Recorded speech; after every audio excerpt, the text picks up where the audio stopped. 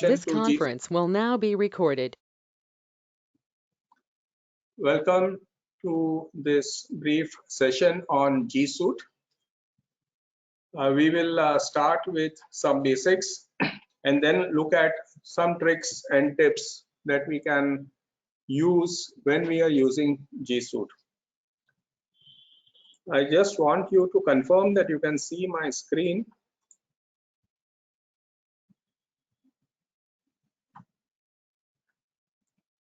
Yeah.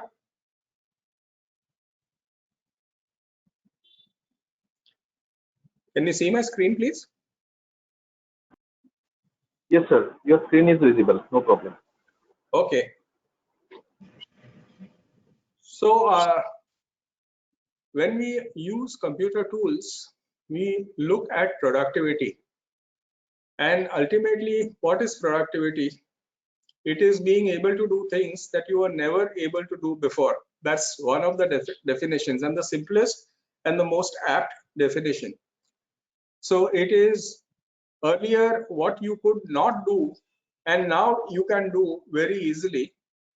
That is what productivity is all about. So we are talking of two things: speed and accuracy as the cornerstones for productivity. So if you have speed and you have accuracy, there is no time for mistakes in productivity. If you make mistakes, then you are redoing the whole thing again and again, and therefore there is absolutely no time for mistakes. For all that we do, we should do it fast and we should do it accurately. I don't need to stress this more with chartered accountants because they know the value of time and they know the value of being accurate. So let us see some basic rules that we follow. With all the tools that we see, we have to get more done with the least effort, and therefore we don't have to work hard, you have to work smart. So that is what all techies are also doing. They don't like to work hard, they don't like to move their fingers, they don't want to move your fingers away from the keyboard onto the mouse. They want to do things quickly with the least effort and get more done. So this is number one basic. And number two basic in any of these is that knowing is not doing, doing is doing. And that is where you have to practice, practice, and practice. If you don't practice what all I say, you may know it, but you will not be able to do it. So these are the two basic principles which we must remember: least effort, get more done, and doing is doing, and therefore maximum practice will help you reach your goals. So today's topic is G Suite, which is now rechristened as Google Workplace. So originally it was called G Suite. In fact, before that it was called something else. We'll just run through that. And the agenda for the day is: what is G Suite, how to manage your Google account, what is Google Drive, what is Google Docs, Gmail, and Google Search. These are a few of the topics because we have limited time. Normally each of these, for example, Google Drive, Google Docs, Gmail, Search, etc., they take an hour each if we go through them in detail. But we will just skim through what are the possibilities and then go ahead and see how best we can utilize them.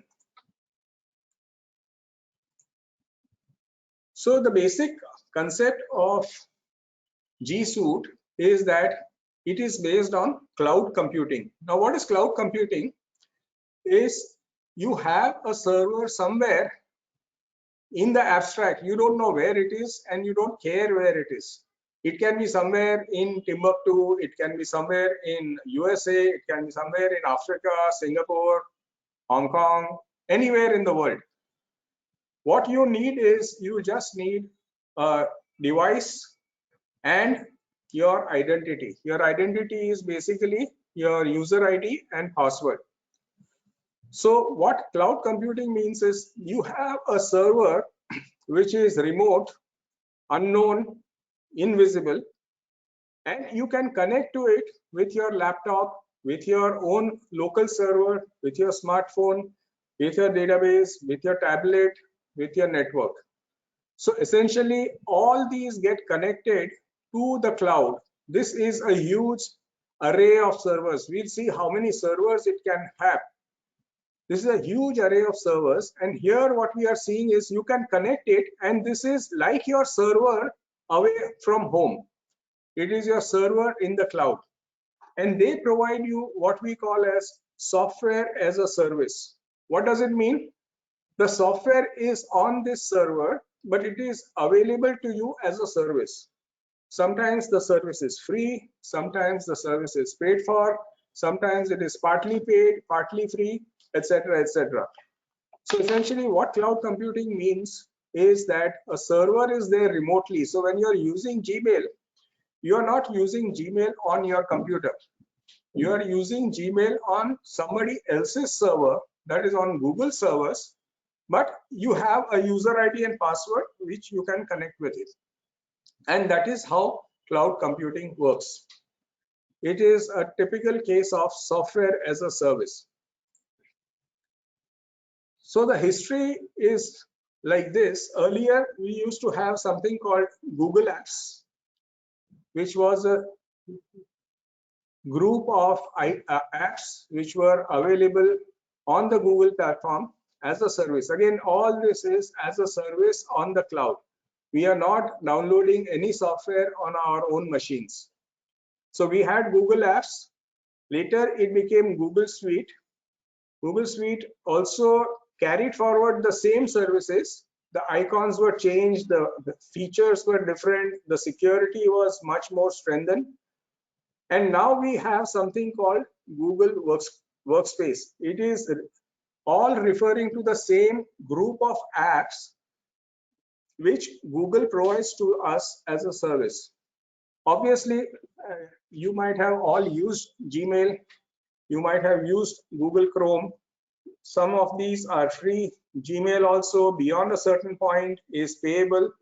But ultimately, we have a whole range of services which together is called G Suite, or now it is called Google Workspace.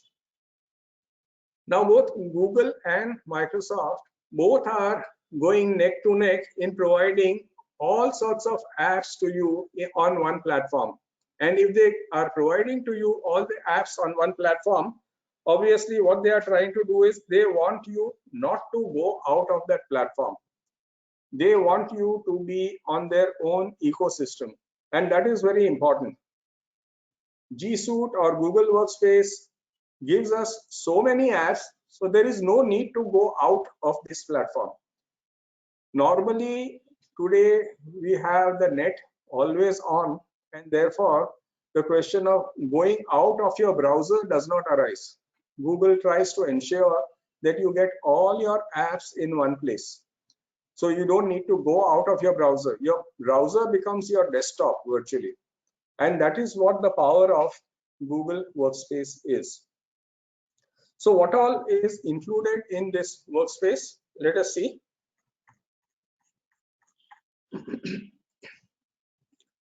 So obviously the most commonly used is Gmail. Now Gmail is available as a service for free for all users. Anybody who has an Android phone always has to have a Google account, and therefore he will have a Gmail account. Typically, a Gmail account will allow you to hold 15 GB of space, but when you go to G Suite or Google Workplace, you can customize your Gmail so your identity is not at Gmail, your identity becomes at abccompany.com. So you have a custom business email. What it means is, if your name of the company is Madhavan and Company, so you can say abc@madhavanandcom.com. Sorry. So it gives you Gmail, which is custom designed and which gives you an identity of your own. You get Google Meet, which is video and voice conferencing. that is one of the most popular platforms after Zoom. It is one of the most popular, especially in the education field. It is very, very popular. Then, of course, you have Google Chat, which is for team messaging. So within your organization, if you have got 10, 20, 100 people, you can message each other directly on chat from the Google infrastructure. Then you have Google Calendar, which also has the option, one of the most popularly used calendars, because it is possible to share your calendar and you can have multiple calendars. So you can have one calendar for your work, one calendar for your hobbies, one calendar for your personal use. And each of the calendars, you can decide if you want to share it, if you don't want to share it, etc., etc. So this is what Google Calendar allows you to do. It allows you to, normally people use only one calendar, but you can have as many calendars as you want, depending on as many organizations that you are connected with or as many activities you have. For example, if I'm connected with a bank, I have a separate calendar for the bank. If I'm connected with a Chamber of Commerce, I have a separate calendar for a Chamber of Commerce.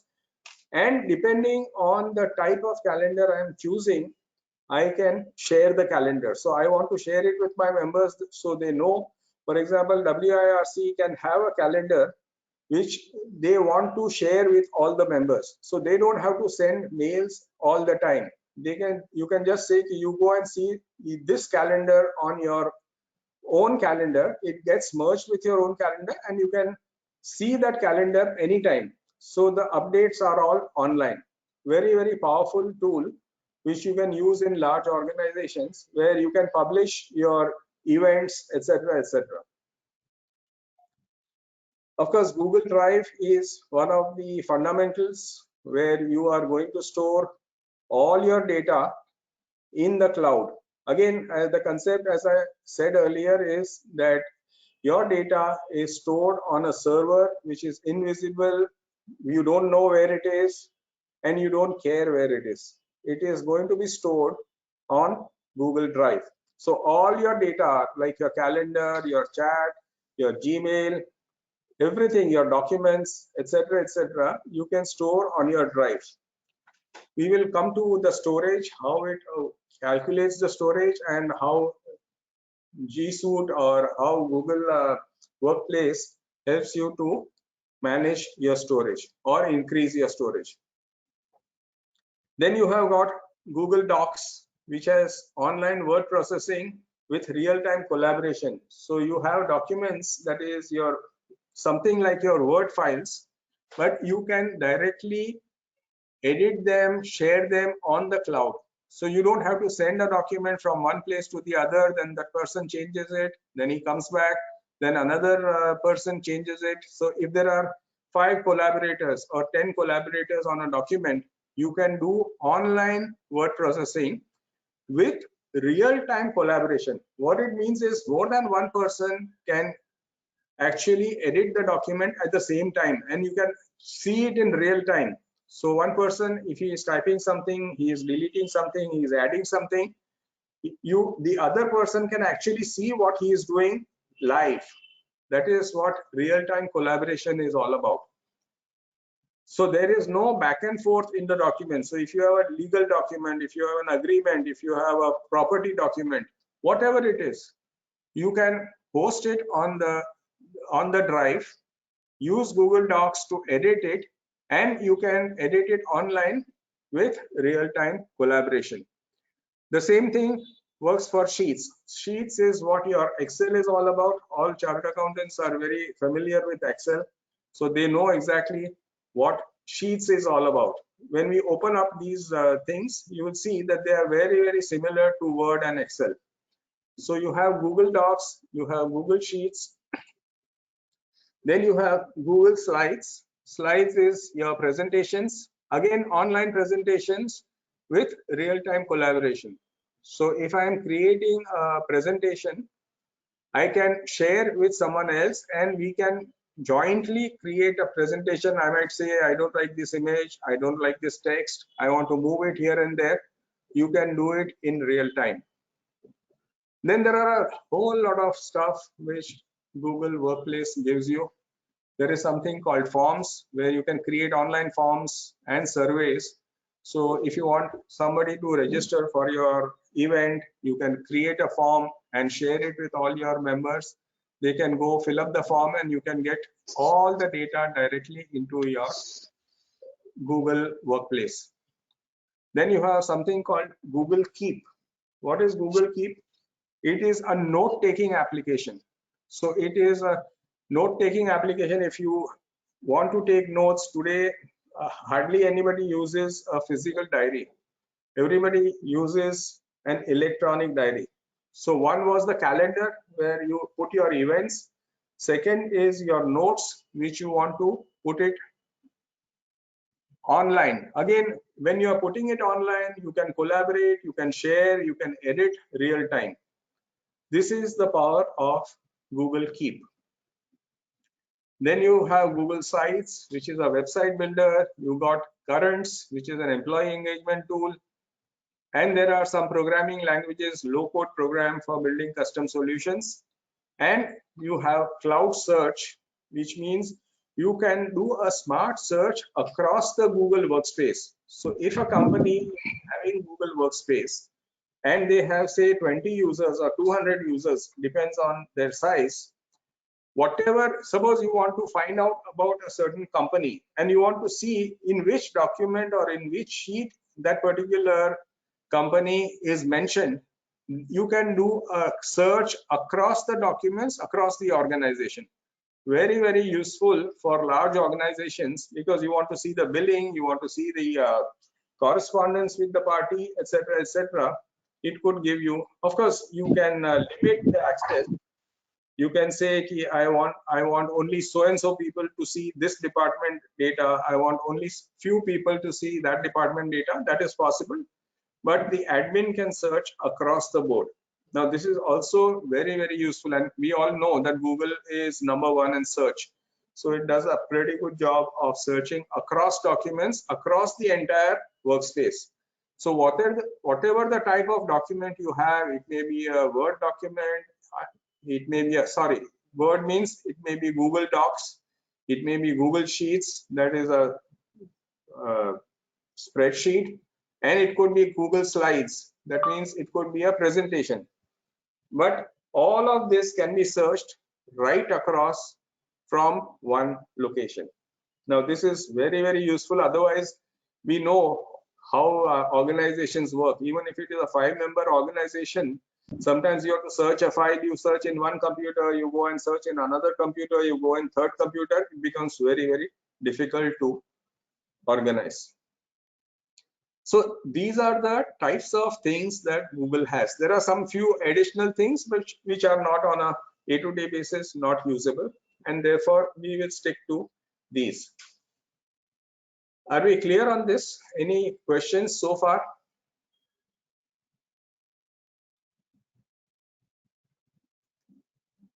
Or should we continue? Yes, I need the responses. If you have a chat, if you can just respond in chat, or if you can unmute yourself and say something. I don't mind taking questions as we move. Okay. I think, sir, we can, yes. We can continue? Yes, there is no question in the chat also. Okay. Continue. So what are the advantages of using Google Workspace or G Suite as we had known it before? So the biggest advantage when you use Gmail is you get dynamic IPs instead of a fixed IP. So what this means is that if you are sending mails and for whatever reason your service provider is blacklisted or it is listed as a spammer, you don't have to worry because the Google server will always use dynamic IPs. So next day you use it, it will be a different IP, and therefore you can never get blacklisted on Gmail. Similarly, authentication of outbound mail using DKIM and SPF records, what it means is that again, it gives you total security of your mail. Whatever goes out of your mailbox only will reach somebody else. Nobody else can use your mailbox. The next advantage of Google Workspace is you have real-time commenting and unlimited versions. So what happens is when you are using Google Docs or you are using Google Slides, you can comment on certain areas of the document or the spreadsheet, and that will be real time. Again, it is visible to all those who are sharing the document. You can even mark an email to that person and automatically it will go to that person. The second part is there are unlimited versions. So if you are working on a document for a period of time, sometimes certain documents you go on using it over and over again. So it can track changes made to a document or undo a mistake. It is unlimited.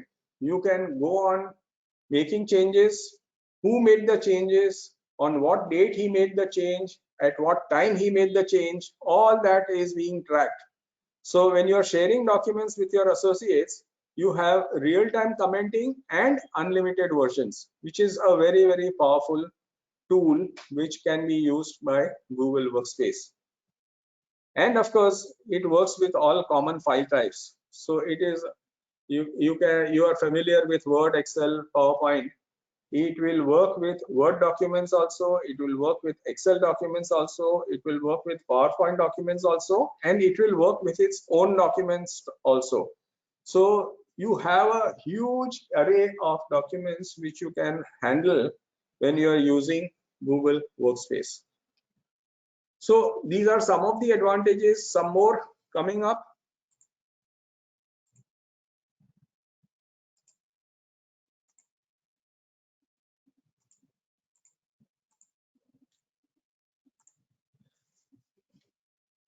Sorry, I just jumped. Google Workspace is one of the tools which has the best compatibility on mobile devices. So whether you are on a desktop, whether you are on a laptop, whether you are on a mobile phone, anything you use, you can use on Google Workspace and it will give you phenomenal compatibility. Meaning you don't have to worry about using a different format or using a different tool, etc. on mobile devices, on laptops, on desktops, on tablets. Any of these tools you can straight away have compatibility 100%.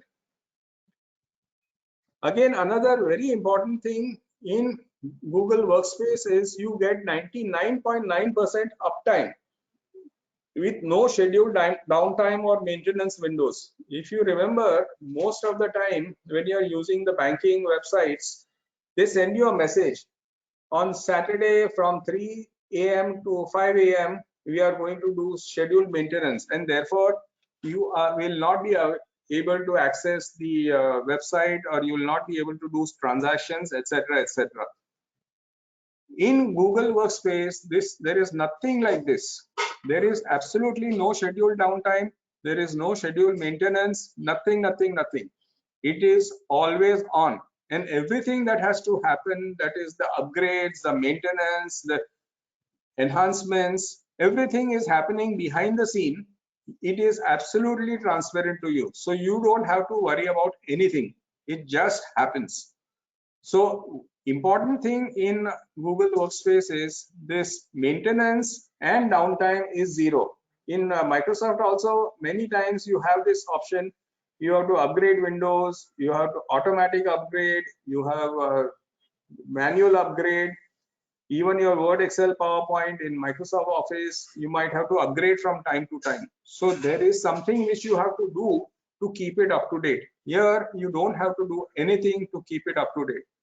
And therefore, when you are using Google Workspace anywhere in the world, whether you are in New York or you are in Jumri Talaya or you are in Bombay, you get the same technology work for you.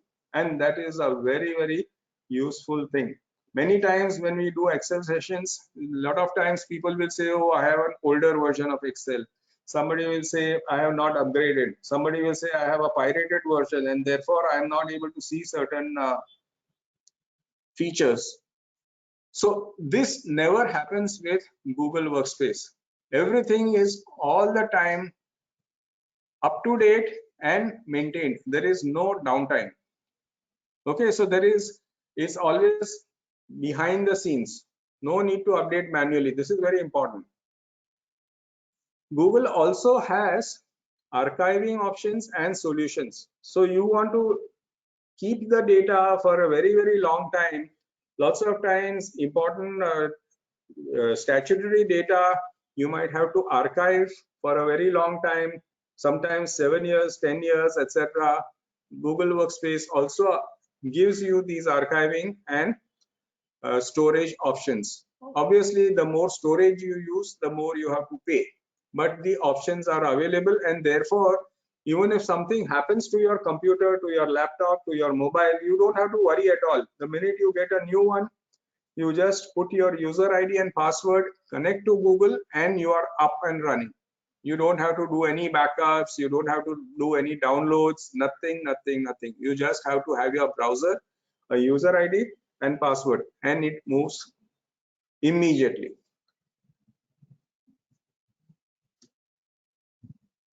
This is an interesting slide. How many servers does Google have? There was a survey done in 2016 by Gartner, which is a very world-renowned surveying tool, and they said at that time they estimated, nobody gives out this information, but they estimated that Google had 2.5 million servers. Can you imagine 2.5 million servers across the world? Maybe more in Americas, a little less in Europe, a little less in India.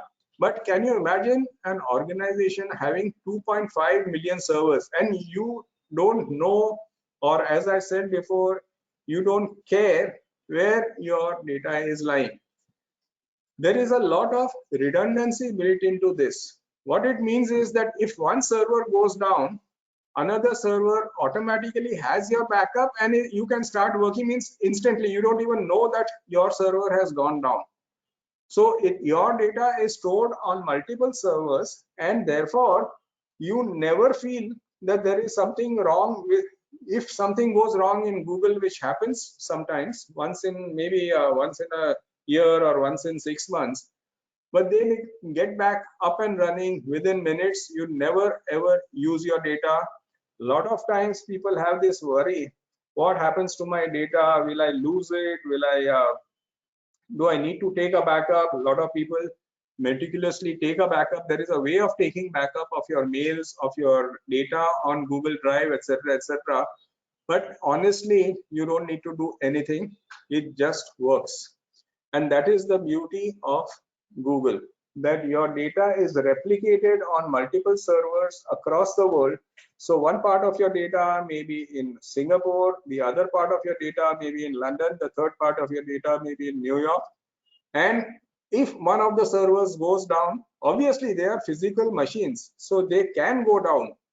But the beauty is they are configured in such a way that if one goes down, the second one takes over, and you don't feel it at all. You don't even realize that there was some problem. The other good thing about Google is all the data, all the servers are with minimum carbon prints. So they use a lot of solar technology where they try and minimize the carbon emissions. When you use electricity, etc., there is an emission, and which is always going to hit the environment, whether it is you are using a coal-fired electricity, or you're using a water-based electricity, or you're using a diesel generator, whatever you're using. These people, they maximize the use of solar, and hence they have minimum carbon prints. Now in Google Workspace, you have this other issue where the admin can control the activity. So what happens is that if you have 200 users or 500 users or 5 users, whatever the number you have, the admin has control over them. So if you have Amit at abccompany.com, and if Amit leaves, then what happens? The data remains within the organization. The data does not go with him. And this is a very, very important thing. When you are using Google Workspace, the data is being used is always available within the company. The admin can deactivate that particular account. He can change the password, and he has access to everything that this person has done, whether he had created some spreadsheets, whether he has sent mails, received mails, etc., etc. So everything is within the control of the admin, and therefore you don't have worry of loss of data at all whenever a person leaves. Many times when a person leaves, then there is all hassle where he has kept the data. You look up in this computer, in this folder, that folder, etc., etc., and you have a lot of pain. In this case, there is no pain at all. The admin can control. The minute the person leaves, he can say, okay, I want to disable this person, and therefore he has no access to anything that he has done in the company. He can have his own personal account. That is a different thing. He can have his personal Gmail account separately. But whenever he uses the company account on Google Workspace, he cannot take that away with him whenever he leaves. Of course, he can always copy it, and depending on the company policies, he can copy it on a pen drive, he can email it to himself, etc., etc. But typically, whatever he does in the organization remains with the organization. So Google Workspace allows you to connect, create, access, and control whatever you are doing. So connection is by your Google Meet. Connect with each other. You have Google Chat.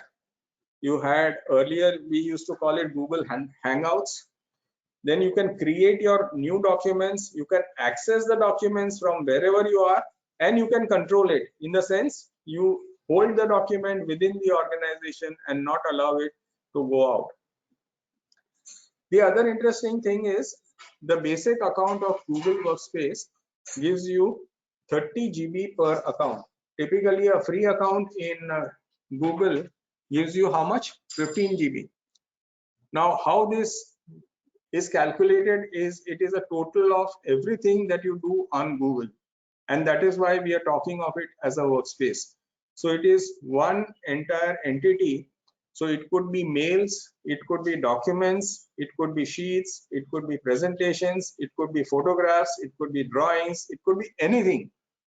All of it taken together, you have a limit of 30 GB per account. You have options to increase the limit and upgrade, but this is the basic that you get when you go for Google Workspace. Now, what are the shortcomings? When we are talking of Google Workspace, obviously it is not the cheapest. There are lots of service providers which give you much cheaper emails, but then Google is not the cheapest. It has a cost, but it is not as much as you would expect. It could be as low as about 2,000 rupees per user per year, which works out to less than 200 rupees per month. But for all that it provides, it could be well worth it. But it is not the cheapest, that is for sure. The second important thing is that Google Workspace or Gmail should not be used and cannot be used for marketing or mass mailing. There are other external tools available which you can use, but Google Workspace cannot be and should not be used for marketing or mass mailing. Microsoft Office provides more advanced features in each of the areas. For example, if it is Microsoft Word, if it is Excel, if it is PowerPoint, everywhere Microsoft Office gives you much, much more. But then for majority of the users, we are hardly using 3% to 5% of the power of Microsoft Office. So all your day-to-day functions on a daily basis, you are not going to do huge data computations and huge programming or huge macros, etc. So Microsoft Office provides you much more advanced features, but then the issue is that they are much more expensive. The other limitation, or you may call it a limitation, you may not call it a limitation, is that Google infrastructure or Google Workspace is entirely web-based. There is no way in which you say, I will download the Google Docs or I'll download the Google Sheets application and run it within my computer or on my desktop or on my laptop. Everything is web-based. There are tools which allow you to work offline also when the net connectivity is not there. But the major portion of it is online, and therefore a web connection or an internet connection is always mandatory, most important. And the last shortcoming, if you want to call it a shortcoming, is that primary storage is better in Microsoft. If you go for Microsoft 365 or Office 365, there are lots of options there. You may get better storage, but the amount of flexibility you get in Google is tremendous. So let us see how you manage your Google account. At this stage, any questions or any thoughts, anything in chat, if anybody would like to ask?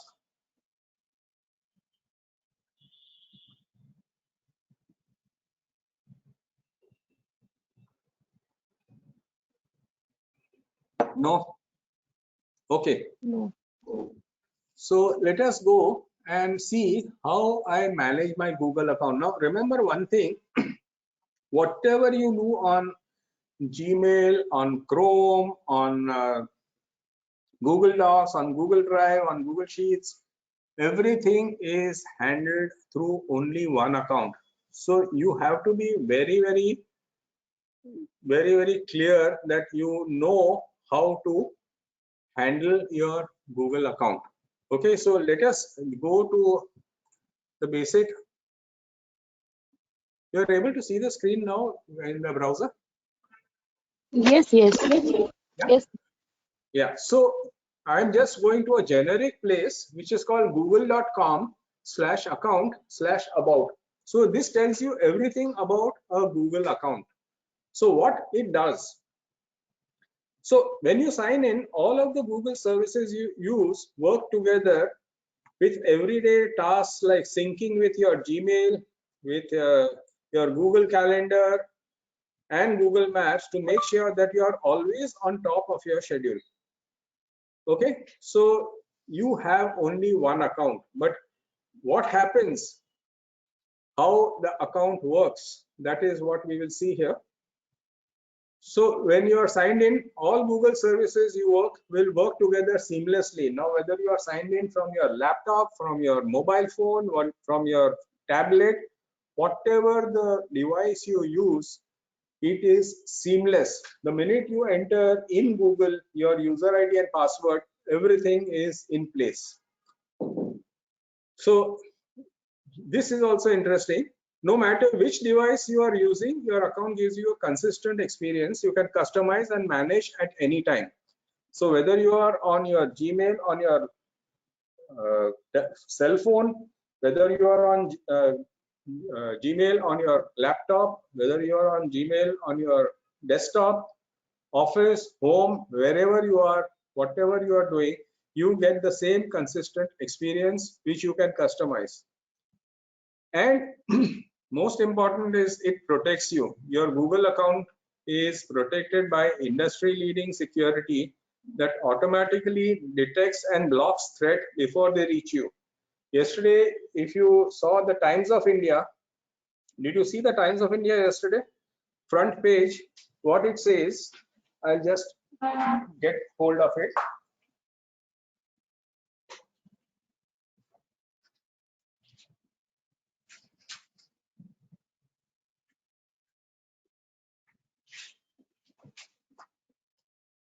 You go to yesterday's Times of India, and the statistics are mind-boggling. It says every day Gmail blocks 100 million phishing attempts.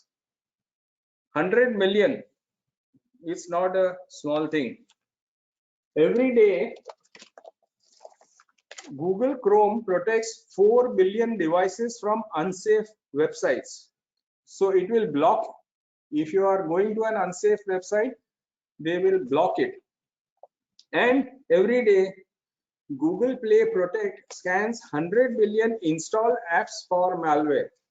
So you can imagine the amount of effort and time they take to protect you, and that is one of the biggest. I don't know if any of you have used Yahoo accounts earlier at yahoo.com. There have been lots of data breaches and lots of spams and lots of phishing attacks, etc. I'm not saying in Google you don't get the phishing, you don't get the spam, but it is minimized. A lot of times people have lost their Yahoo accounts also. Then of course your account helps you to autofill stuff. Autofill is when you have your name and address which you have to fill in multiple places.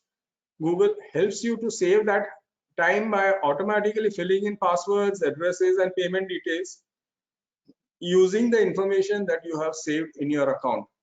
Now this again has two parts. A lot of people worry whether I should allow Google to save my passwords, yes or no, whether I should allow Google to use my billing information, my payment information.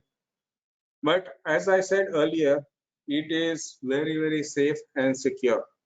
But you can choose, you can even tell Google, don't save my password. So it will not save your password, not to worry. If you allow it to save, it will automatically save. The other thing is that when you sign into your Google account, all Google services you use work together to help you get more done. For example, if you have flight confirmations, they will automatically sync with your Google Calendar and Google Maps. So you know where you are going and automatically it will update it. Sometimes this works beautifully, sometimes it doesn't work beautifully, because even if you have a flight confirmation of somebody else, it will still go and put it in your calendar and put it in your maps. So it has its own pluses and minuses. But if you're doing a lot of traveling and you get flight confirmations in your Gmail account or your Google Workspace account, it works very, very beautifully. And it allows you to stay connected across the internet.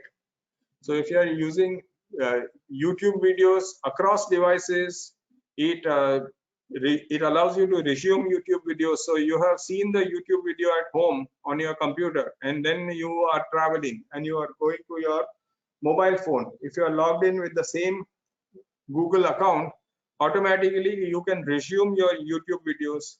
You can use your Play Store apps and safely access third-party apps, all with your Google account. And of course, you have instant access. As I said, like if you get a new device, or if you lose your device, or if your device honks off, you have instant access. You go to any other device, use your user ID and password, and you are on. You don't have to worry about anything. With privacy, of course, you can switch on, switch off all the features. And we will see that when we do the personalization of the account. So it is very, very safe to do it. And of course, as we said earlier, it keeps your data safe, information private, safe, and secure. Okay, you can do your security checkup. You have a password manager. A lot of things are available. We will see it. So it says your Google starts here. So go to your Google account. So I click on this and I go to my personal Google account. Now understand one thing, that Chrome also allows you to log in with your Google account. The minute you have logged in to Chrome with your Google account, automatically it knows who you are, it knows what all you are accessing and where you are, etc., etc. So if you see on the left side, you have a whole lot of information. home, personal info, data and privacy, security, people, payments, subscriptions, etc., etc. I have subscribed for Google One because I need much more space. So I need 200 GB as against 15 GB, which is the basic that is available for by Google on a free account.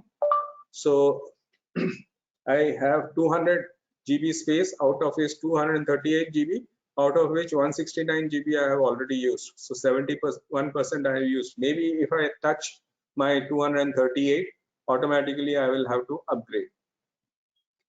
Then this is your privacy and personalization area. If you click on this, it shows you, it gives you a privacy checkup. It gives you activity controls. So do you want to Google to track your web and app activity? Do you want Google to track your location? Do you want Google to track your YouTube history? You can switch it on or off. If you just say off, it will switch it off. If you say on, I can say turn it off, or I can say turn it on. So all these are optional. You can decide what you want to keep on. You can decide what you want to keep off. So location history, you don't want Google to know where you are. But believe me, if I visited the same place after 5 years, Google remembers and will take you exactly there. If you ask it, 5 years ago, I was in this place, please show me how to get there. The maps will take you there. Similarly, YouTube history, it keeps a history of the entire activity on YouTube. Then you have some ad settings. You can say, I want to personalize my ads. Normally for a free account, you can personalize your ads. We'll show you what you may be interested in based on your activity, based on the websites that you visit, based on the emails that you get. It gives you ads. I have switched it off. I said, I don't want to see any ads. Okay. Activity and timeline, again, whether you want to track, whether you want Google to track your activity, whether you want Google to track your timeline, all these things are available here. Of course, the account storage, you can select if you want to upgrade it and you want to get help from a Google expert, you can get help from your. Again, this is the place where you can do your backups. You can download all your data. You can use the inactive account manager to plan what happens to your data if you stop using your account. For example, if you stop using your account for 1 year, suppose you create another account, or if suppose you go to another city and you feel no, this old account is not sufficient, then you can create a plan and say, if I don't use my account for more than 6 months, just delete it because I don't want my data to lie on the Google servers. And of course, you have this option to delete a service or your account specifically at one time. And then of course, you have the general preferences like your language, your input tools, accessibility settings, search settings, etc. Reservations can go directly to your calendar, as I said earlier. And then there are business features in G Suite, which you can use whenever you want to use them. So you have data and privacy, you have security. Here again, it will scan all your activities and you can say, it says you have security recommendations. So normally I use the same password to many sites which are not important or which are one-time use. So I keep the same password. So Google will scan all those and say you're using the same password for multiple places. It is recommended that you have a different password for different activities. Again, you have something called two-step verification. I don't know if you guys have used two-step verification. There is an app which you can download from Google itself, and suppose your Google knows what your normal devices are, your laptop, your desktop, your office computer, your home computer, your mobile phone, your tablet. It knows everything. But if you log in from any other device, whatever the device is you regularly log in from, that is fine. It will not keep on bothering you. But if you log in from any other device, then automatically it will ask you to verify that it is you, and it will come to your mobile phone and ask you for a code, and which, unless you give that code, it will not allow you to sign in. Now this is very important because sometimes you do have to travel, sometimes you do have to use somebody else's computer, somebody else's mobile to access your data. Now in such cases, two-step verification is a very, very powerful tool. We have done a series of sessions on how to use security on your computer, but two-step verification is a very powerful tool. And then it also has these recovery phone and recovery email. So for whatever reason you forget your password or you forget your this thing, it will send a message to any of these and allow you to recover your password. So this is again very, very useful. See here, Google knows which all devices I'm using. So I am using how many devices? I'm using my laptop. That is this device. Currently I'm using this. Then I've got my mobile phone. I used it 17 minutes ago. There is my Windows machine, which I used on 25th of August when I was in my office. There is one other old mobile phone, which I used on August 4th. Then there is another desktop, which I have. I have a Chromebook, HP Chromebook. I have a Lenovo Tab. I have a Chromecast. I have a Google Assistant, which is there in kitchen and home. So it knows all my devices, and anytime, suppose you sell off this phone, you can just come here and say sign out. Okay, and it will immediately sign out of that, and from that phone nobody can enter your your account until you go through that two-step verification. So you have to be very careful. Don't remove your device from here. If you remove your device, then you are in for trouble.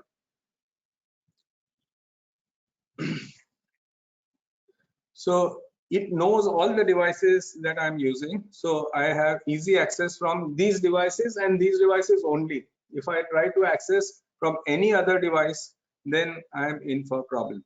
In the sense, I have to go through the two-step verification, and once I do the two-step verification, then I can always. Then there is an option for people and sharing. So there is something called a family manager. You can add up to 5 people in your group when you're using Google Workspace. So within the group, you can have 5 people. You can increase that by paying more, etc., etc. And then you have your contacts and location sharing. Choose what others can see about me, shared endorsements in ads, etc., etc. And then, of course, if I have subscriptions, so I have subscriptions for GPay, I have subscriptions for certain apps which I have taken, and if I have reservations, etc., they will show up here. So this is how my Google account is built. Okay. Now when I go to personal information, this is, I can personalize my account by putting my photograph, putting my name, birth date, gender, password, contact info, etc., etc. Most important is here I can change my password. I can click here and say change password, and I can, of course, it will ask me to enter my current password, and then I can go and change my password also. This is something dangerous. You should not do it, but once in a quarter you are supposed to do it. As you see, I have not done it since 2014. Okay, so I have a strong password, and because of two-factor authentication, I can rely on that and ensure that I don't get into problems. But it is normally recommended, and once a quarter you should change your password. For whatever reason your password gets leaked or known to somebody, etc., etc. So this is how Google works as far as Google Workplace, you have one unified account and you can set everything in that unified account. Now, as I said, Chrome is also part of the Google infrastructure or the environment. So when I go to Chrome, I have signed into Chrome. If you see on the top right, you can see my photograph. So if I click on it, this is my profile and sync is on. So I can manage my account from here also. So when I say manage your Google account, it takes me to a screen where again, if you remember, we had gone to this screen earlier. So this is how it is done in Chrome also. In Chrome, if you click on the three dots here and go to settings, again, it will give you all the other things which you saw earlier. You can say sync and Google services. So all your services, manage your account, customize your profile, passwords, payment methods, all this which we saw, safety check. Here, of course, when you come to Chrome, then you have other things also. You can clear your browsing data.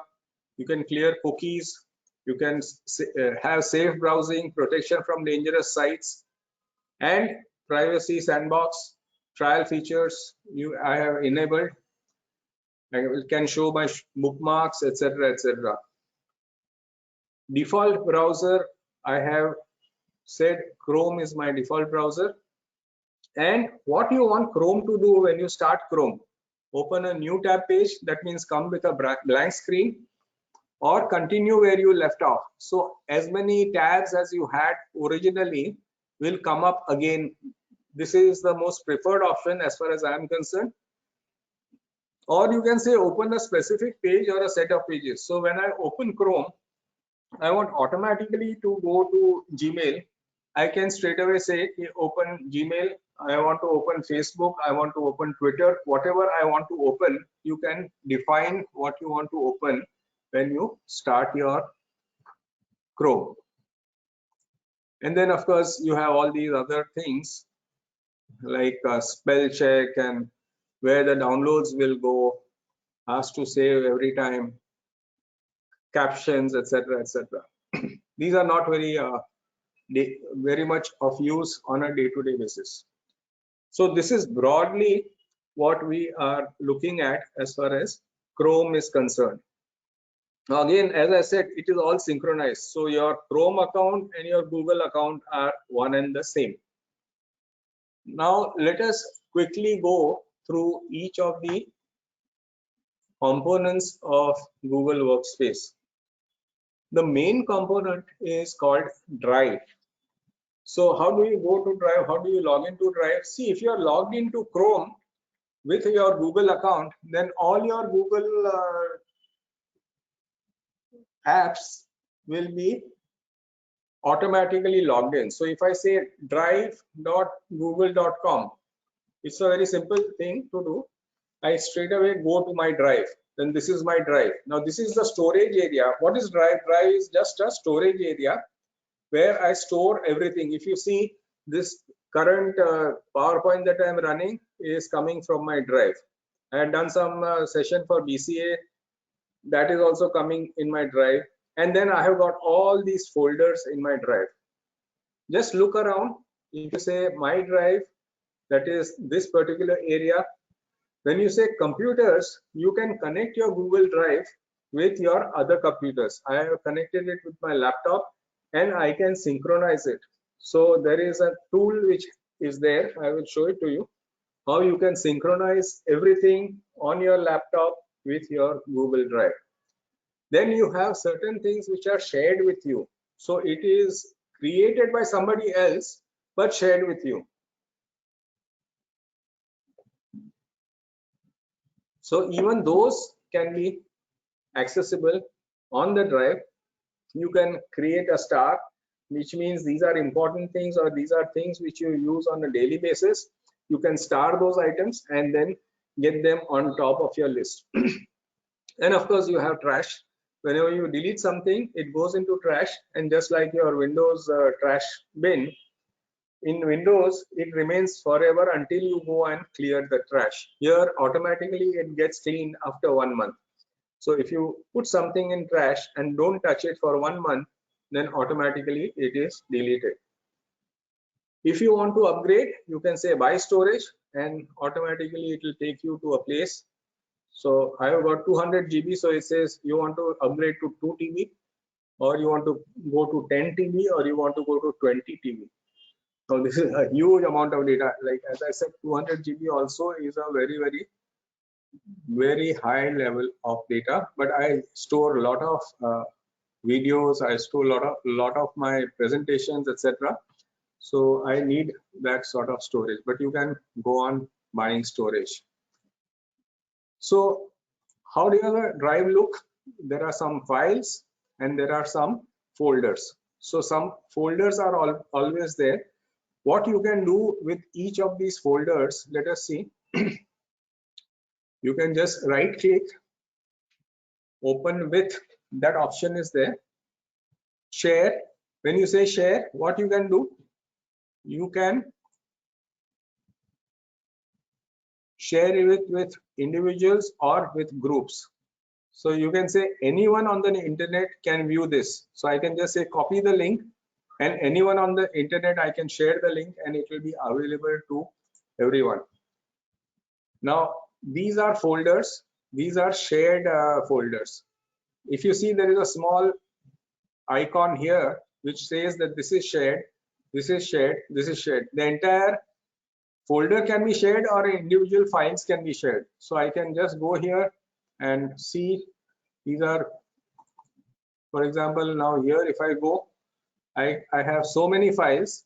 I can go and say, okay, I want to share a particular file. So I can just say right click, share, or you can get the link to the file and share it with anyone.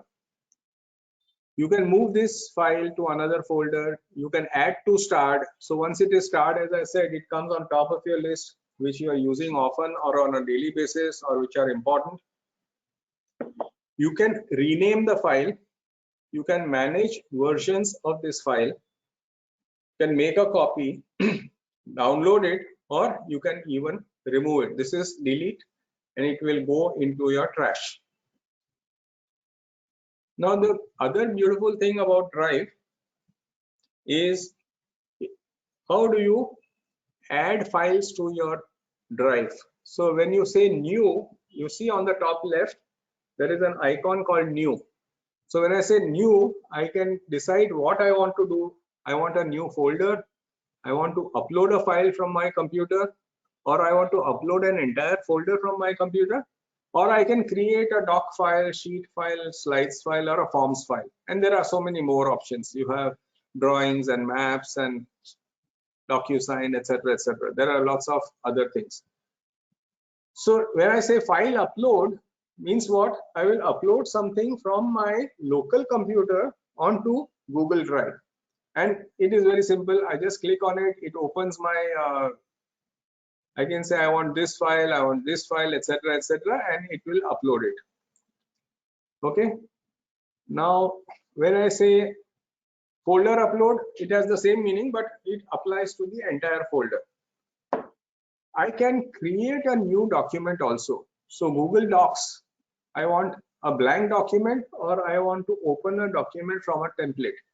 When I say blank document, it gives me a blank document like a Word document. If you see all the options on top, they look like Word only. You have file, edit, view, insert, format, tools, add-ons, and help. The beauty of this is if you create a document here, you can even download it as a Word file. So I'll just say this is a very important document. Now I can name it. I can say important document. Now the beauty of this is I don't have to save anything. Google automatically saves anything that I create online. So I can be very, very lazy and I don't have to save anything. I can just say file and share. So if I want to share it, again the same options. Either you can add people or groups, or you can change it to anyone with the link. So I can create a link copy this link and give it to anyone else, and he can click it and look at this file. The other interesting thing is I can publish this file to the web. The minute I say publish to the web, what it does is it creates a permanent location online. And if I give the link to that location, anybody anywhere in the world can see that file. Now, when I publish it, it is a one-way thing. When I share it, I allow options for sharing are many. I can say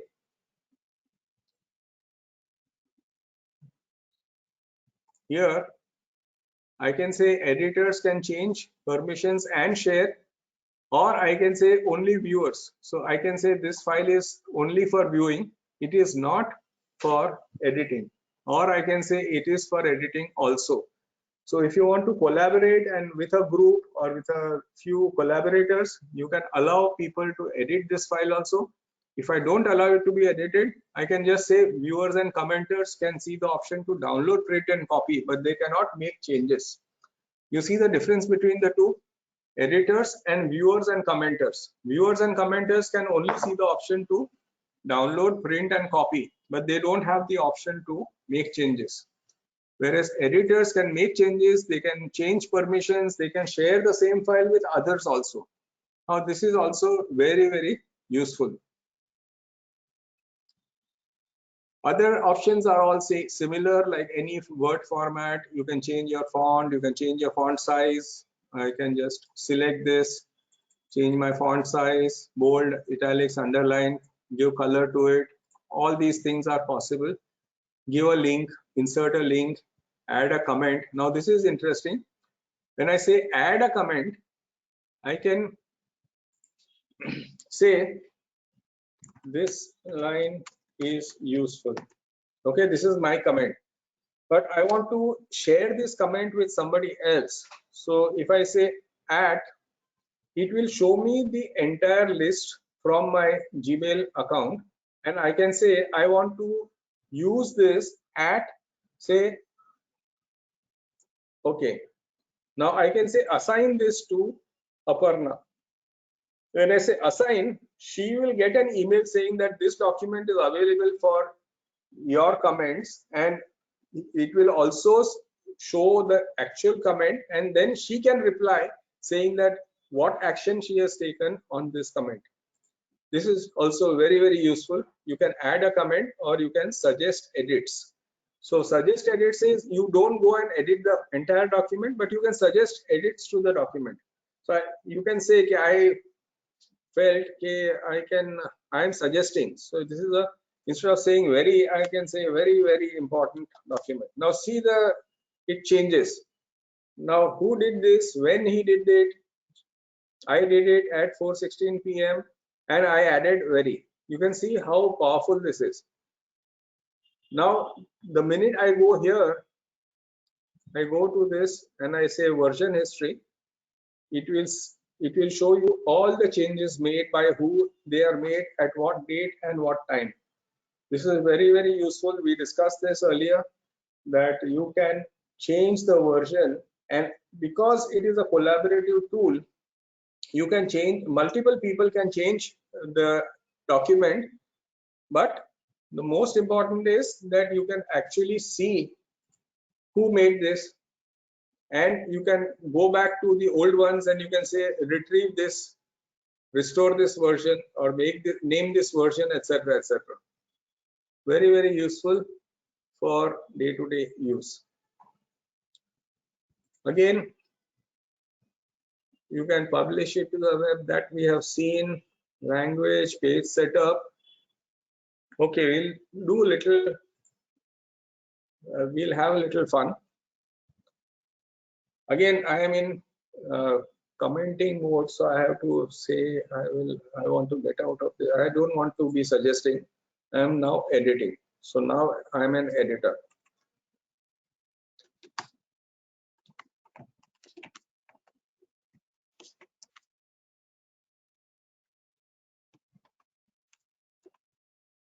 Now there are certain things you can do with the document.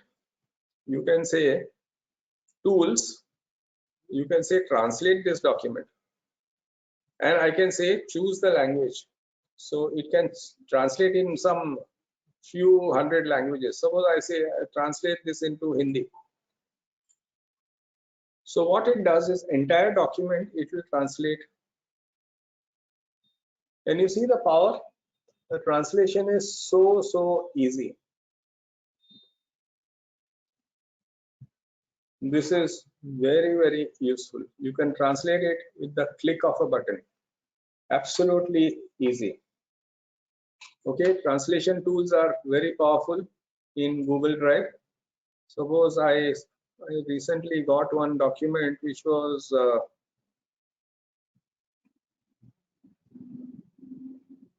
okay, I have one document which is in Marathi. Okay, so I have a very great difficulty in reading this. I go to tools, I say translate document, choose a language, and I can say I want to translate it into English. Translate.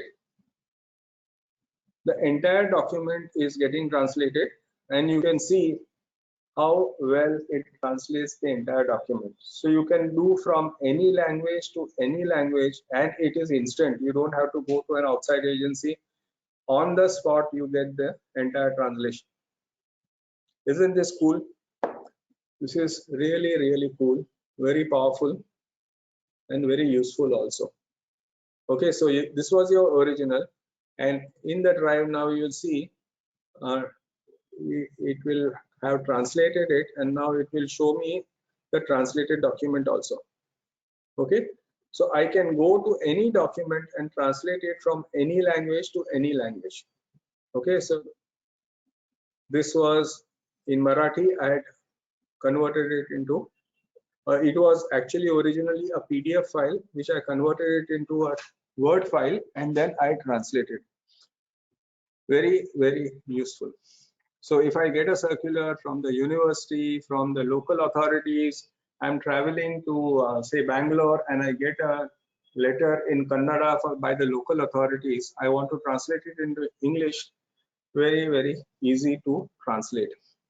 Okay, then I can also do some search.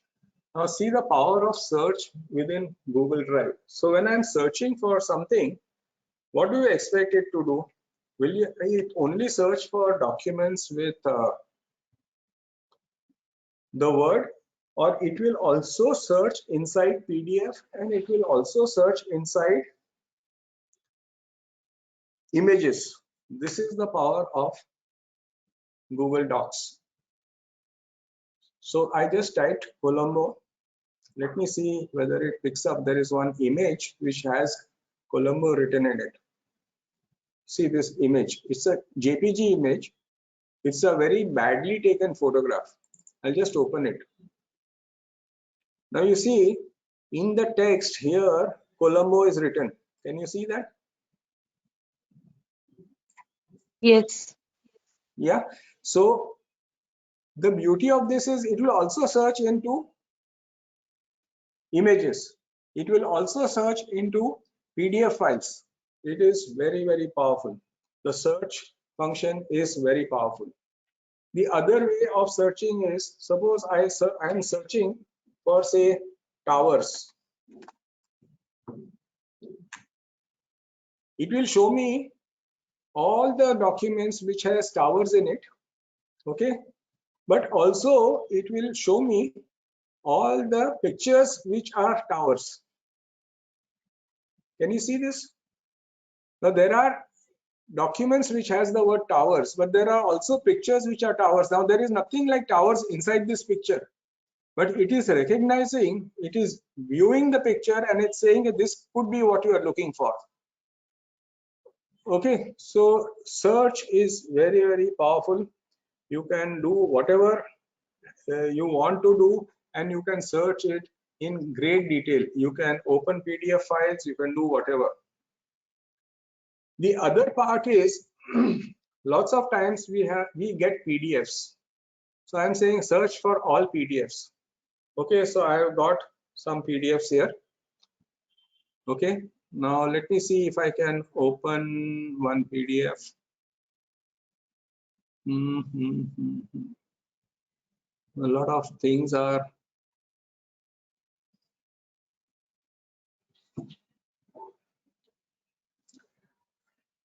Okay, so there is one PDF here. Now I am right clicking a PDF file and I'm saying open it with Google Docs. I'm not opening it as a PDF. I'm opening it as a Word file. And once I open it with a Word file, you can see what happens.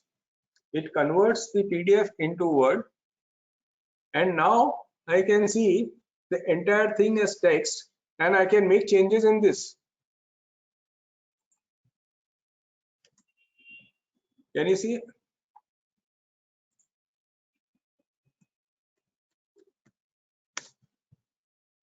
I can make changes to the PDF file. It automatically saves it. Again, this is a very, very powerful tool where you can edit PDF files online. Isn't this great?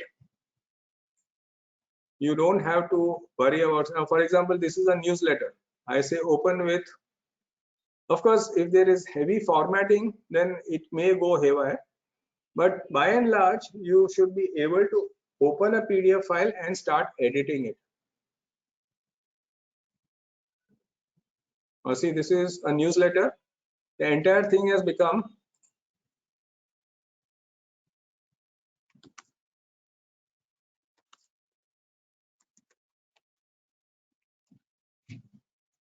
you can open a PDF file and you can start editing it and you can save it as a Word document. What you can do with all documents in Google, because saving is automatic, but you can say download and you can download it as a Microsoft Word document or an open document or a rich text format, or you can again save it as a PDF document, or you can make it a plain text document also. So lot of options are available when you are using Google Docs. So, sir, in that case, one query, in that case, if there is a PDF which is non-editable, that PDF also, if we try to work in Google Docs, is that editable? Editing of PDFs depends on many factors. Most of the time, it is just a simple PDF, but when it is encrypted or when it is password protected, it may not be possible to open it. Okay, but when it is not password protected, most of these circulars, etc., what you receive in PDF, they are not password protected. They are just open. So you just right click, open in Docs, and then you can say translate, you can say edit, whatever you want to do. Now see this photograph. I say open with Google Docs. Can you see how badly it is written? It is handwritten. Okay. I say open with Google Docs. Let's see what happens here.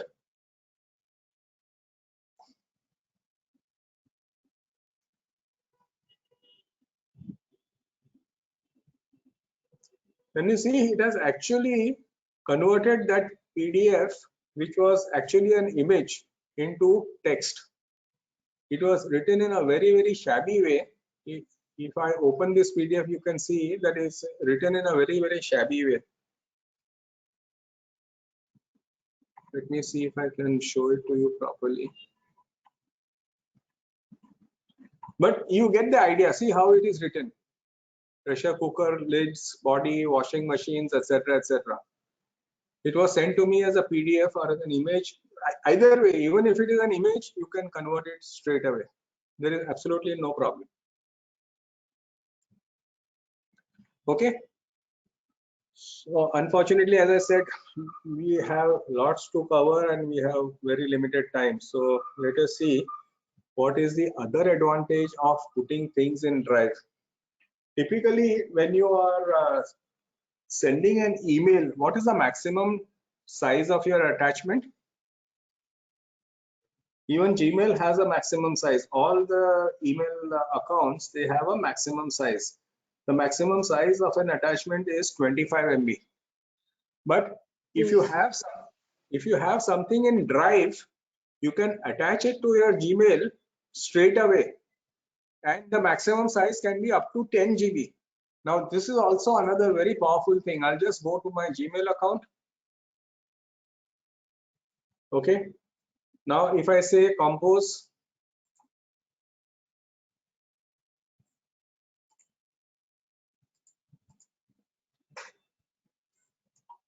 one second, it is taking a little time.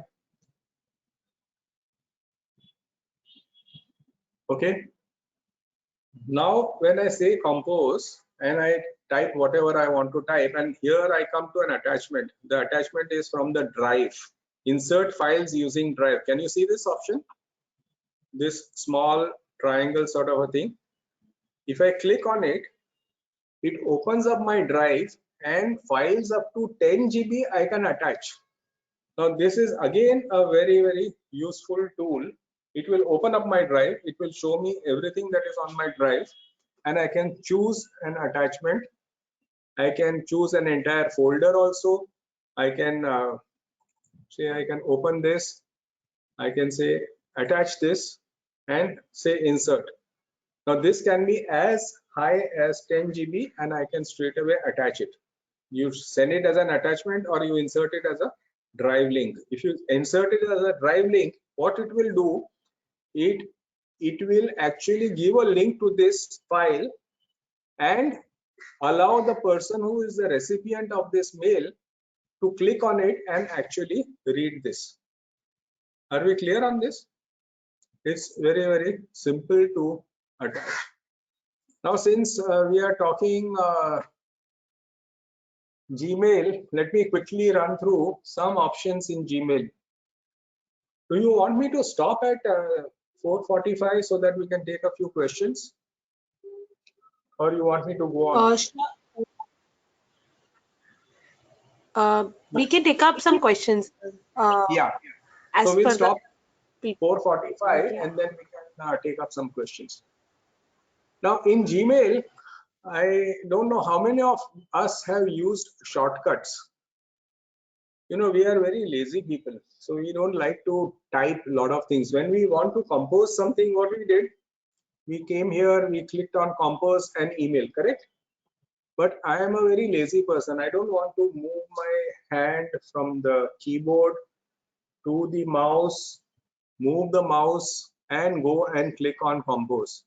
So Gmail allows me to use shortcuts.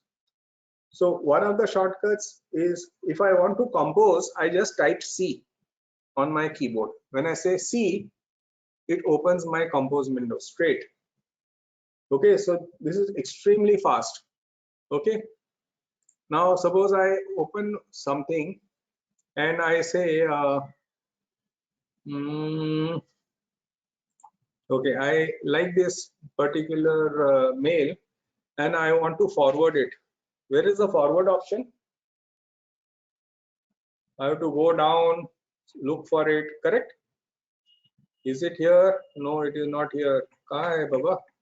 So I have to come here, click on these 3 dots and say forward, correct? So the shortcut for forward is F. So I just type F and it gives me a forward window. Okay, forward to whom, then I have to type out. Extremely, extremely simple, but very, very fast. Okay, so F is for forward, C is for compose. Very, very simple shortcut commands. Now you will tell me, in my case, it is not working. So what you have to do first is, there is something called settings in Gmail. You see the settings icon here on the top right. You click on this, see all settings, and then there is something called enable shortcuts. Is there something called enable shortcuts? Keyboard shortcuts. You can just say keyboard shortcuts on. Once you switch it on, then it is there with you forever. So once you switch it on, then you can use C for compose, U for update, F for forward, R for reply, O for open, So if you want to open a conversation, you can just type O and it will open. Very, very easy, but very powerful. Then there is another quick setting. Since we are in the settings, we can see this setting called undo send. There is something called undo send. Okay, and send cancellation period as 30 seconds. Now this is also very, very useful. What happens is I received a mail. I'm going to my inbox again. Okay, I received a mail and I'm very angry. So I am replying, and now I'm very fast because I know the shortcuts. So I say R to reply, correct? So it goes back to the original sender, and then I start hammering, I hate you, and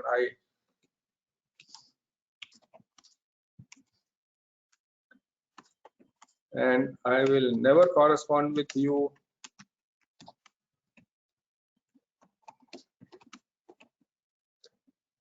Okay, now if I say send, see what happens. I say send, and then there is an option for me to undo send. Can you see this? So I have a window of 30 seconds. I realized I should not have written this. So I say undo send, and I come back to the original mail. It will not be sent. I hate you and I will never correspond with you. It again comes as a draft. I can undo the send. Most of the time when you are typing, sometimes you feel that you have forgotten the attached is the report. You say that, and then you forget the attachment. It happens, and after you hit send, you realize, oh shit, I forgot to put the attachment. So what do? You come back here and say undo. When you say undo, you come back to the original mail, and the mail is never sent. The window is only 30 seconds. After 30 seconds, God help you, because then it is all gone. But you have that 30 seconds window to undo the send. Okay. A lot of times we say, I'll just delete this. A lot of times we keep saying we must change the Google password. Okay. How do you change the password? This is a very funny thing, very difficult. We saw how we can change the password in my Google account, right, earlier. From Gmail, if you want to change the password, if you change the password from Gmail, it changes on all your Google apps. You go to settings, see all settings. There is something called accounts and import. If you go here, and there is an option to change the password. It's a very funny place for it to be, but it is there. So we must know where to change the password also. Very interesting. Okay. So there is a way of changing your password. There is a way of doing shortcuts. There is a way of undoing the send. There is a way of sending mail later. So again, that is also another interesting thing, but I will not go into that. This might be interesting. There is something called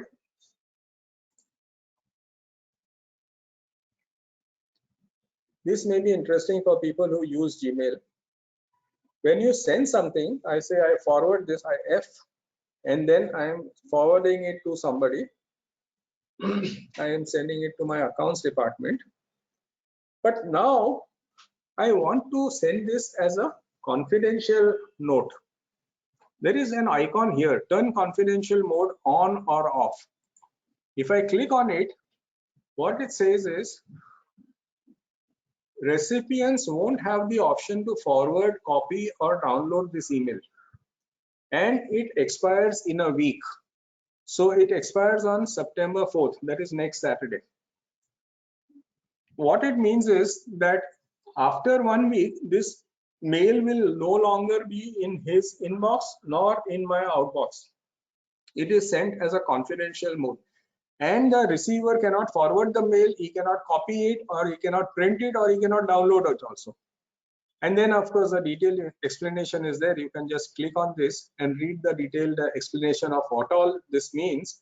But this is also very useful. Suppose you are passing on some information, say credit card information or some confidential information which you don't want him to use it beyond a particular day. It can expire in 1 day, it can expire in 1 week, it can expire in 1 month, 3 months, or even 5 years. So any guess. So confidential mode is somewhere here down below. You can turn it on or off and it becomes very, very useful to use it. Okay, and let us see if we can do some fun with Google also, because I enjoy playing with Google. So everybody has used Google. It is part of your Google workspace. And what do you use Google for? Mainly for search. Yes. Anything else you can do with Google? Let us see some fun. Suppose I am doing a calculation, 340 plus 980 plus 879. Wow, Google is also a calculator. What I did, I didn't say anything. I didn't say calculate. I didn't say anything. I just typed whatever I wanted to type, correct? I said 340 plus 980 plus 879, and it now understood that I am doing it in calculator mode, and it gave me the answer also. Now this is the best part, that Google you can use as a calculator, and if you have a touch screen, you can even start typing. Now you can say plus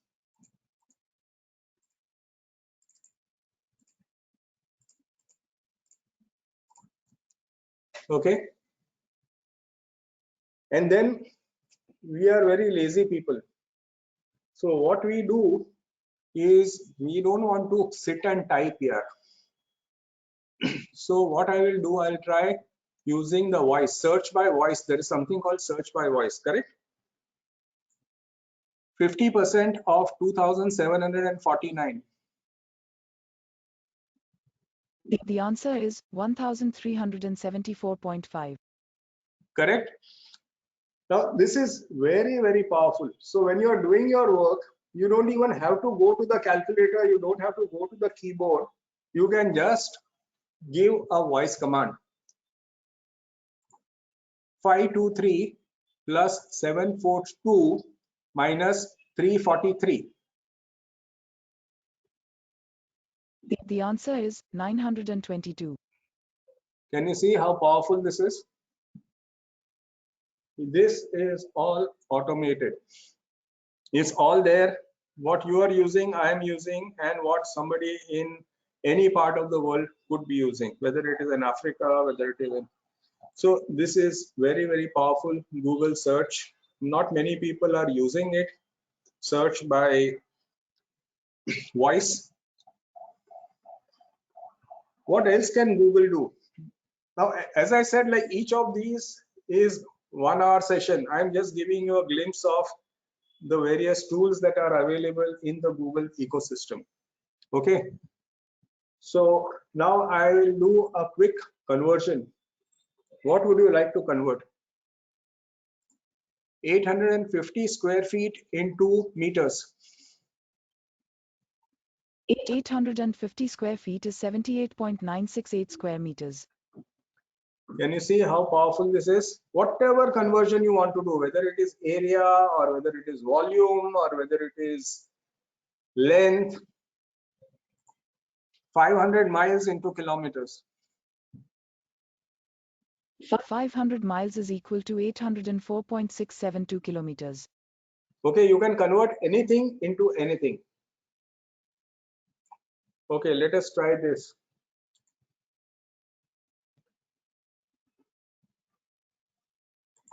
$44 US into INR.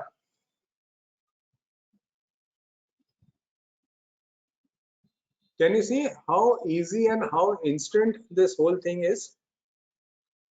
Very, very powerful. Okay, so we have 3 minutes more, so we'll have a little more fun. We'll do some translation.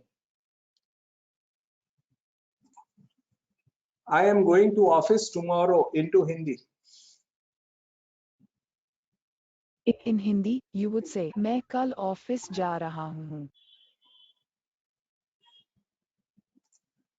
I am going to office into Marathi.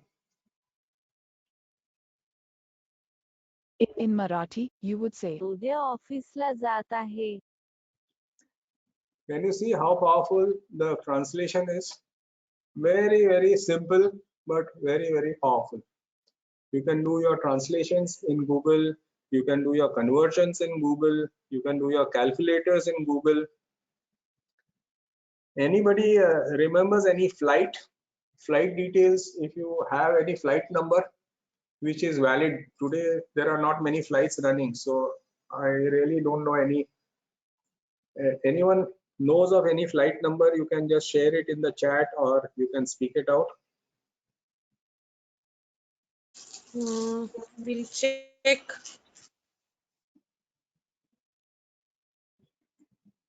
I don't know. AI 360. Let me see if I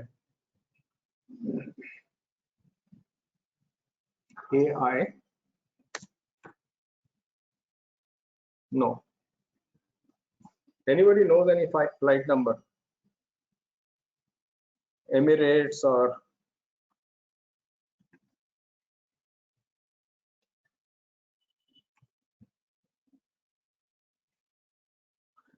just see the beauty of this. I did not say I want to look up a flight. I just gave the flight number EK363, and it showed that it is scheduled.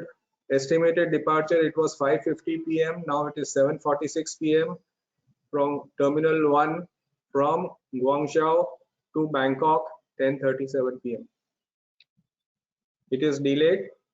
Okay, so I just have to give the flight number EK363. Sorry, it did not pick up E. Understood. A. You get the idea how easy it is to do. And today in these pandemic times, we have a problem with cooking. So the males also want to do cooking, and the females are worried what to cook. So let us see. You open the fridge and you see brinjals, tomatoes, cheese. okay, here are some recipes. Okay, so when you open the fridge, you just give the components and you get the recipes for these components.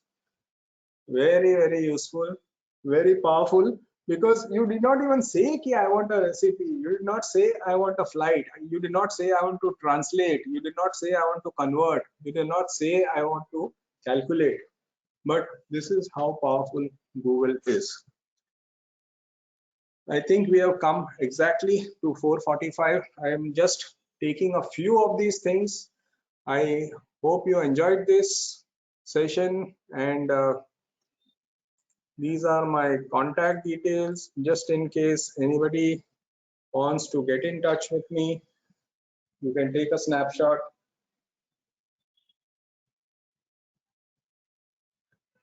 And if we have any questions, I'll be happy to take the questions.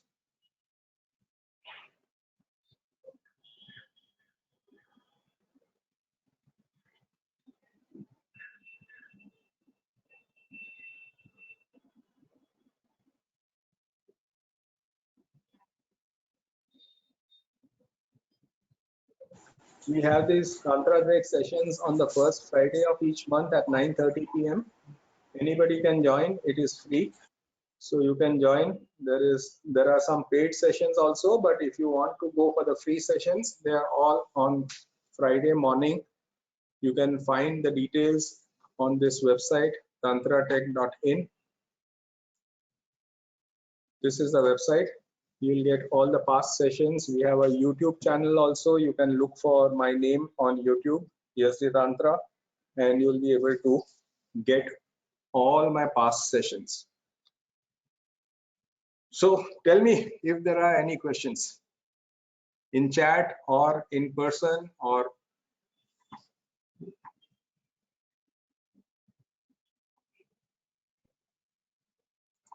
I'll just stop sharing for some time. Anyone has any questions?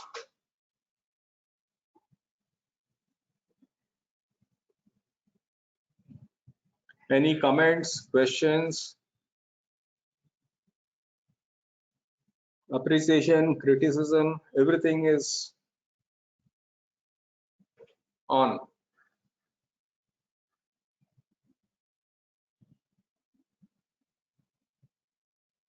Yes, please, you can unmute yourself and talk.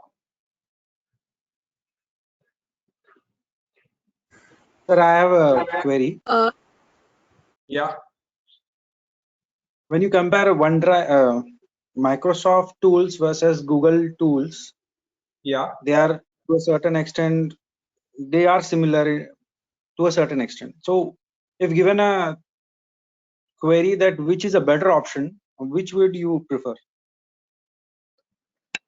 So it is like saying, which do you prefer? You like a Hyundai car or you like a Maruti car? So it is each person will choose his own level. And if you feel that you are happy with the Microsoft ecosystem, I have a full session on OneDrive also.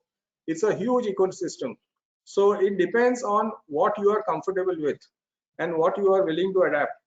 Now in Microsoft OneDrive also you have all these sharing options. Actually, you see what happens is you must understand between Microsoft and Google, they keep on catching up. If one person takes out one feature, immediately the other person will come up with the same feature.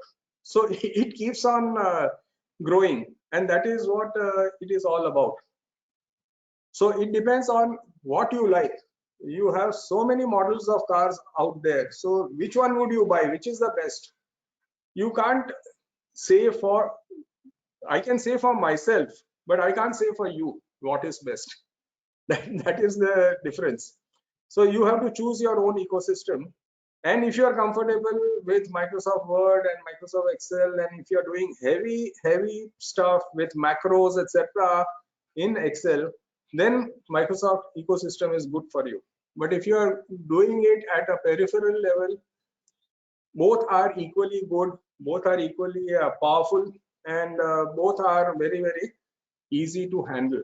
It depends on what exactly you want to do with it. Yeah, so whether you want a Zodiac shirt or whether you want an Arrow shirt, I can't say for you. You will decide what you want, right? Yes, sir. Based on the, Thanks. yeah. I'm able to get the reply because in past this query has arisen since once we make the arrangement, it impacts the whole team. So Yes, I've been of course, and you have to be stuck to it. The idea of Google and Gmail is that you get stuck with the ecosystem. All your mails are in one place. Then to shift becomes a very big problem. Yeah, there is a question which says, how do I translate handwritten text on a paper in French? So you take a photograph and you paste it in Google. You go to, actually there is a specialized site called translate.google.com. So you paste it there, you can get it translated. Or if you take a photograph, upload it to Drive, open it in Google Docs, then automatically translate will work. In fact, Google can do a lot of calculations also. Like if you have children's homework and you are stuck, you can upload it to Drive and you can say solve. So all your complicated mathematics problems, sine, cos, and if you have to do some permutations, combinations, everything is possible. There is something called Google Lens, which solves a whole lot of problems. It identifies your menus. It can translate stuff from a menu also. I wish we had more time. We could have fun with translating it. Like if you have some document and you just point your mobile camera to that, automatically it will translate it. It's really very powerful. If you use Google Lens, it is very powerful. Any others?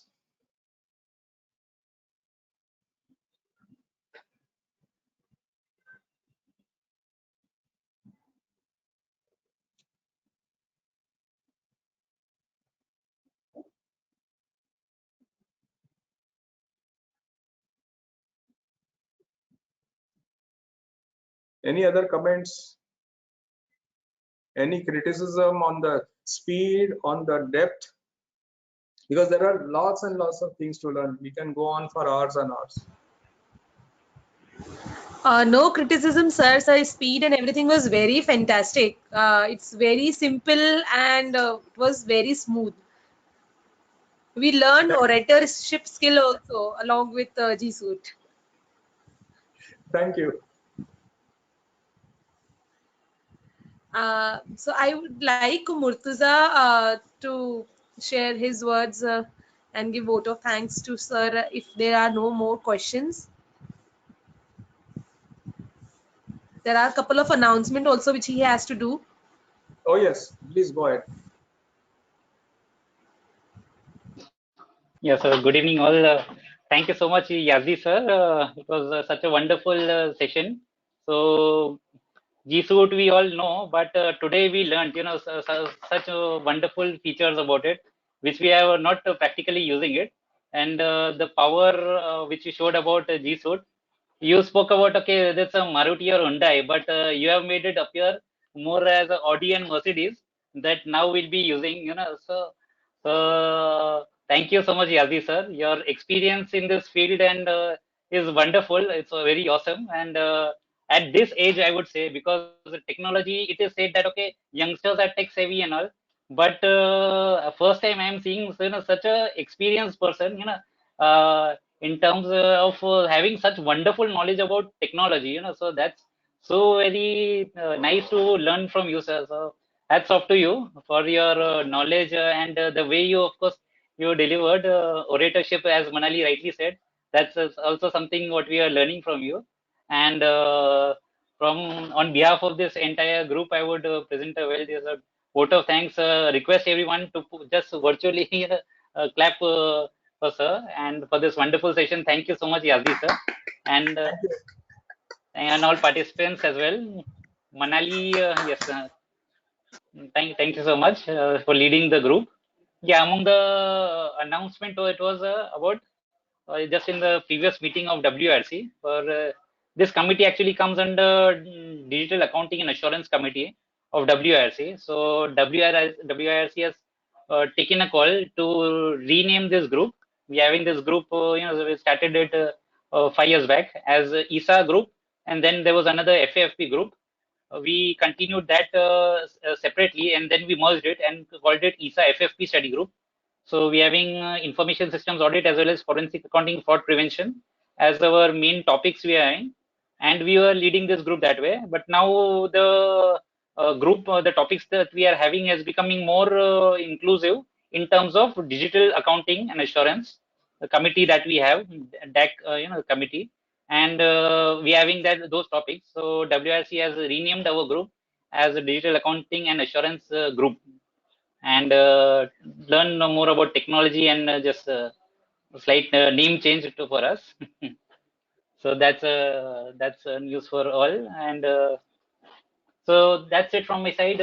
Thank you very much, Yazdi sir, once again, and Manali and all participants for being with us. And yeah, we continue and have a next meeting next month. Those who want to, for topic suggestions, you can connect with Manali. So we like to have more, technology topics, whatever you want, we can have it. And even the speakers, experienced and good ones as Yazdi sir, if you have connects, please connect with Manali, and you could have those topics as well. So thank you very much all. Over to you, Manali. Thank you, Murtuza. Thank you, sir, for addressing the group. It's been pleasure having you on this group, and we all are. I have no words currently. I'm just saying thank you, everyone, for patiently listening. Over to you, sir. Thank you, and I'm so glad people spent lazy Saturday afternoon, 3 to 5, 2 hours continuously, and I hope you enjoyed it as much as I enjoyed bringing it to you. Yes, sir, definitely. Thank you so much. Thank you all. Thank Bye, you. signing off. Thank you. You. Bye.